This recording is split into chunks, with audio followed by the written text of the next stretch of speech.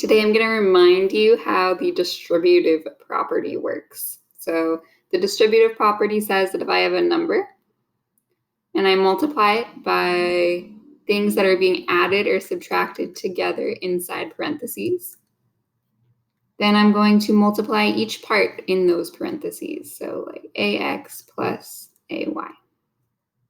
That's the definition.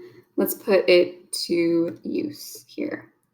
So if I have 3 times parentheses x minus 2, notice this is different than something like 3 plus x minus 2 because of those parentheses. That changes the whole problem. I'm going to take 3, I'm going to distribute it to both the x and the minus 2.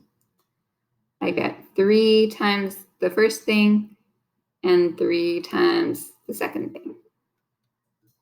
Keep that subtraction sign. So I'll fill in what I have. I have 3 times x and then minus 3 times 2. Then I can simplify. So 3 times x is just 3x. Minus 3 times 2 is 6.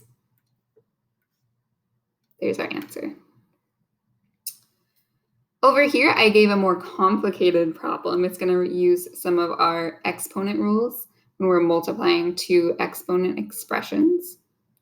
It's the same idea though. So this time I have 5x, and that's what I'm going to multiply to every single part that I see. So I'm going to set it up first. I notice I have 3 things, so I'm going to write 5x plus 5x times something else minus 5x times my last thing. All right, and then all I have to do is put in those values. So -2, 3y squared, and x. Remember, I already took care of my minus right here. So then 5 times x times -2, that's the same as -10x. 5 times x times 3 times y squared. I can rewrite that as 5 times 3, right? So I know that I can get 15 times x times y squared. And then finally, I get -5 times x times x.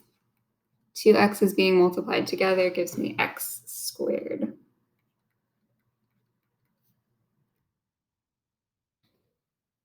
You're welcome to leave your answer like this, although normally we would write it in a different order.